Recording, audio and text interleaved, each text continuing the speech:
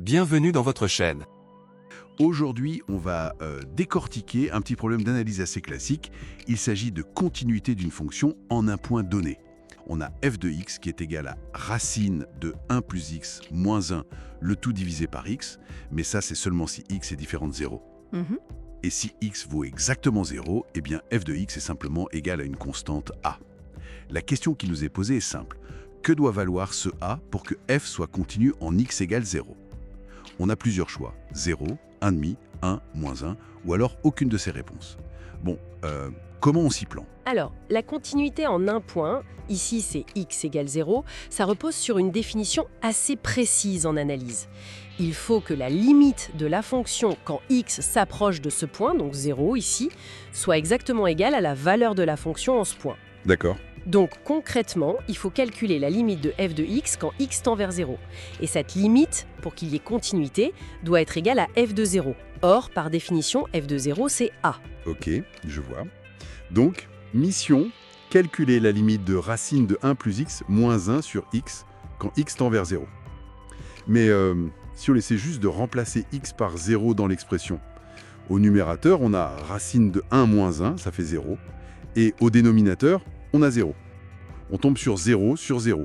Exactement. C'est la fameuse forme à déterminer, n'est-ce pas ?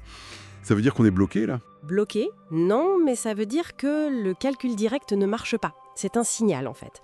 Et pour ce genre d'expression, avec une racine carrée comme ça, il y a une technique assez classique. Ah oui. Laquelle ? On utilise ce qu'on appelle l'expression conjuguée. Le numérateur, son expression conjuguée, c'est racine de 1 plus x plus 1. L'idée, c'est de multiplier le numérateur et le dénominateur par cette expression conjuguée. Le numérateur, ça devient racine de 1 plus x au carré moins 1 au carré, c'est-à-dire... x. Voilà, Donc l'expression devient limite quand x tend vers 0 de x sur x fois racine de 1 plus x plus 1. on peut diviser le numérateur et le dénominateur par x sans problème. Il nous reste alors limite quand x tend vers 0 de 1 sur racine de 1 plus x plus 1. Et maintenant, là on n'a plus de problème d'indétermination. Si on remplace x par 0, donc 1 sur racine de 1 plus 1, soit 1 sur 1 plus 1, Ce qui donne demi. exactement. Et pour que notre fonction f soit continue en 0, on a dit qu'il fallait que f de 0, qui est a, soit égal à cette limite. Donc, il faut absolument que a soit égal à 1 demi. C'est la seule valeur possible pour assurer la continuité. Et si on regarde les options qu'on avait au début, 0, 1 demi, 1, moins 1, eh bien demi est l'option B. C'est donc la bonne réponse. Tout à fait.